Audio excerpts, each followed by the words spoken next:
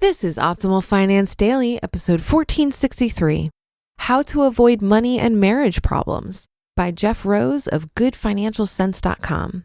And I'm your host and personal finance enthusiast, Diana Merriam. This is the show where I read to you from the best personal finance blogs on the web, with the author's permission, of course. For now, let's get to today's post as we optimize your life. How to Avoid Money and Marriage Problems by Jeff Rose of GoodFinancialSense.com. Leaving the toilet seat up. Guilty.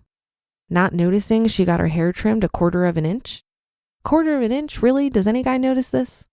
Pretending to not hear the newborn crying in the middle of the night? Busted. Trying to fix the problem instead of just listening? Still haven't figured this one out. In the grand scheme of things, these items are trivial, and every marriage should be able to withstand them. But the number one thing that all marriages have a problem with is money. I've seen countless marriages ruined, all because money got in the way. Either there wasn't enough of it, or there was too much of it. One spouse didn't like how the other was spending it. The other spouse didn't like to disclose what they were actually spending their money on. All of these are a recipe for a disastrous marriage. Here are my tips on how you can have a successful marriage and avoid money problems. I promise, it doesn't have to be that hard.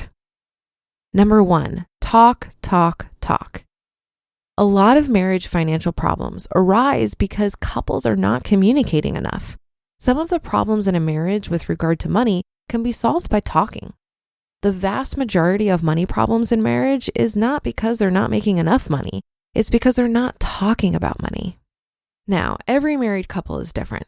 The roles and responsibilities in a marriage are going to differ from couple to couple. There's no perfect formula for how you should manage your finances and who should do what. Regardless of which person works, earns more, pays the bills, or manages the cash, it's vital you have an open discussion about your money. I like to call these your battle buddy conversations. Your goal should be to have at least one money discussion a month, but I understand it can be a lofty goal. Try to have at least one money talk a quarter, but aim to have them as much as possible. These discussions should center around a budget. Look at where your money is coming from and where it's going to. Make sure both of you understands all the bills and expenses. This is an excellent way to resolve some of the friction which arises in marriages because of money. Number 2, budget time. If you and your spouse have never created a budget before, this is one of the best places to start.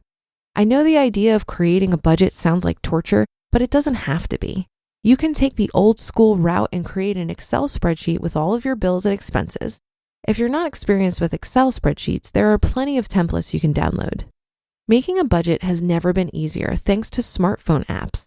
If you're looking for a quick and easy way to make a budget, go download Mint. With Mint, all you have to do is download the app, sync your bank accounts, and then Mint handles the rest. The app will show all of your recent transactions and purchases and puts them into the appropriate categories. This can show you areas where you or your spouse is overspending or areas where you can trim back some of your money. Set goals. Not only should you look at your bills and expenses, but you should also talk goals. Having the same mindset or a similar financial outlook is going to make the whole money talk much easier. A lot of the problems which pop up in marriages are that couples are not on the same page about where they're trying to go financially and how they're going to get there. If you're newly married, this is even more vital. Not understanding the other person's point of view or goals is like trying to go on a road trip using two very different maps. Maybe one of you wants to start saving for a home while the other person simply wants to save more money. This is one of the easiest ways to resolve some of the money problems which pop up in a marriage. Understanding each other's goals and mindset on money can give you a foundation for your battle buddy talks and for making big financial decisions in the future. Not only should you set some short-term goals, but plan ahead as well. Look a couple years down the road and decide where both of you want to be. Should you have separate bank accounts? Having separate bank accounts is becoming more and more popular in marriage. In fact, according to a 2016 TD Bank survey, 76% of couples share at least one bank account. That means almost 25% of married couples are not sharing a bank account. These couples have two separate accounts, but how does this impact the marriage, and is it a good idea? Some married couples want to keep their financial independence after they're married. They don't want to ask permission or be dependent on another person when managing their finances. There are several serious drawbacks to having separate accounts. If you have separate accounts, it's more likely you'll run into some money surprises you won't see for several months. With a joint bank account, there is more accountability. Additionally, with a joint account, there's another set of eyes watching the account, which means more eyes to check for errors. I can't tell you what the best option is for you. Maybe separate bank accounts work well for your marriage, but to me, it seems like another obstacle for marriages. The more financial communication and open channels you have, the less likely you are to run into problems related to money. Money in marriage. You probably know money is one of the leading causes of divorce. In fact, a survey by SunTrust Bank showed 35% of respondents who were experiencing stress in their relationships stated it was because of money. According to a creditcard.com poll, 1 in 5 Americans say they have spent $500 or more and not told their partner. For a lot of people, discussing money can be difficult and awkward. Regardless of how you feel about it, money is one of the biggest parts of your marriage. It can make your relationship flourish or it can drive it into the ground. Instead of letting your money run your marriage, take the reins of your finances. Getting control of your money will not only hopefully improve your marriage, but it can have a huge impact on other areas of your life as well. You just listened to the post titled How to Avoid Money and Marriage Problems by Jeff Rose of GoodFinancialSense.com. While I'm not yet married, I think a lot of this advice is applicable for those of us in committed relationships. My boyfriend and I are currently talking a lot about money and the implications of merging our households next year, on the way to getting married.